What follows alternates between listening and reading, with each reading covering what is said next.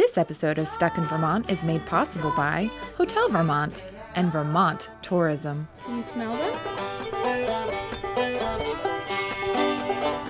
Welcome to Stuck in Vermont, brought to you by 7 Days. My name's Ava Solberger. We are here in South Burlington at the UVM Horticulture Research and Education Center for the 20th Annual Bloom Time Festival and Open House.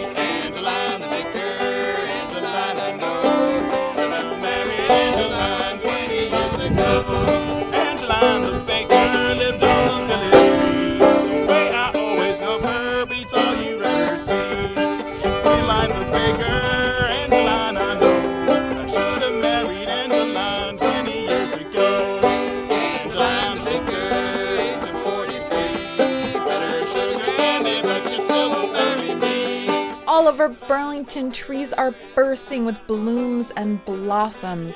Behind me are rows of crab apples and lilacs. If only this was smell-o-vision. The term our friend coined, wherein you just stick your nose right into a blossom and inhale deeply. It's called hyperschneizing. Hyperschneise it. The fragrances are captivating. We are standing in the midst of a floral bouquet. It's just incredible from all angles. Lavender. Smells like lavender. It does.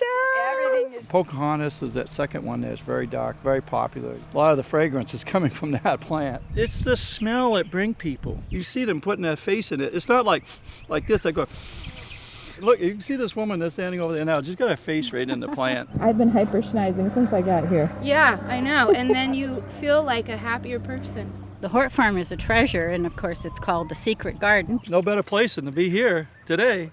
And this festival is called Bloom Time Festival. And it is. And if you look around here, there's a lot of apples and other fruit trees in the area, and they are blooming. It's like the peak weekend for these things, and we all love flowers, and it's a beautiful day, right? It's an opportunity to open the gates and invite the community in to really enjoy the beauty of this place. This is a mecca. This is an oasis. There are just wonderful resources here. It's like a library of plants. Usually you think of lilacs as being lilac or purplish, and this one with the pink. I'm very fond of pink, so. Could it be any more beautiful? And then the apple trees, and just like, it's quite precious, really. You can hear all the birds chirping in the background. I mean, this is really a little Eden. It's a feeling of running away and finding something great right in my backyard. So Burlington has grown substantially. Greater Burlington has grown. And we need places like this where people can find rest and recreation and learn, because many, many people are now beginning to identify with the importance of plants in their lives. But it's like such urban wasteland in some ways along Shelburne Road, and then here you are. It's essential, I think, to our souls to have places like this where we can be at peace in an urbanized environment. Well, you're looking at a 97-acre property that the University of Vermont has had since 1952. It was used a lot. There were tons of interns here in the summer. There was active research. Everyone who was in the plant biology or horticulture field at UVM used this space. And then slowly it fell into disrepair, out of the public eye. And the university, I think sometime in the 90s, came across the idea of maybe selling it since it's such a nice parcel of land. That's when the Friends of the Hort Farm came together. It was a lot of neighbors and people from the Hardy Plant Club.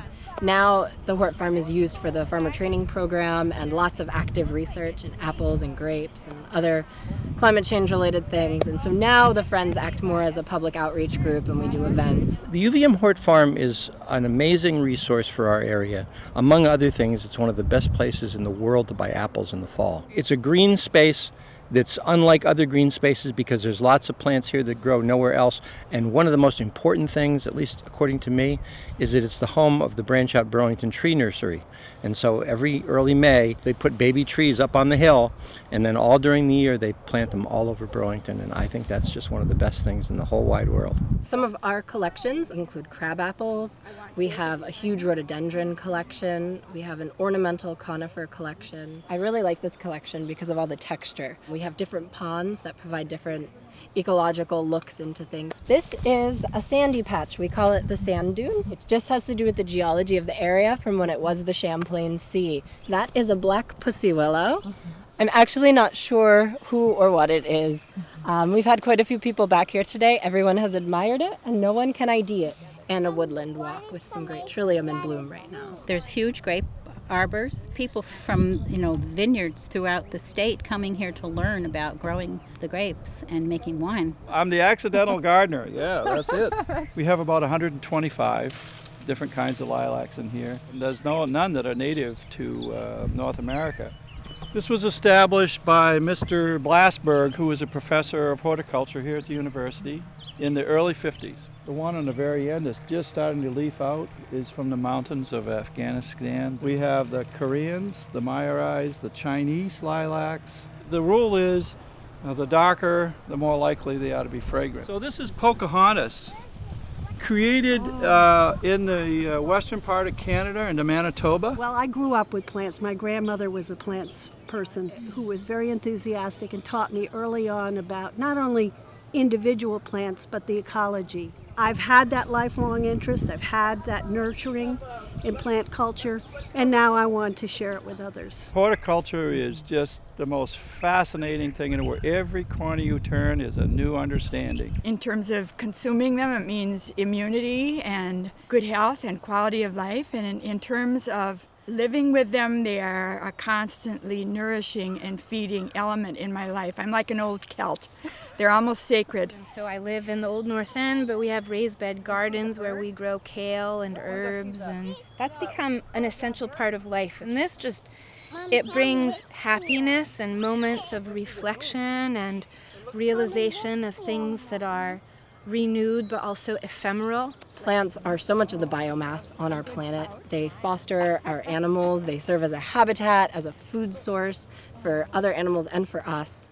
And we are responsible as humans to be stewards. And the more engaged the public becomes with plants, the more they're going to start to see them everywhere. And the more we can identify them, the more aware we are of our surroundings. It can lighten your day, make you smile,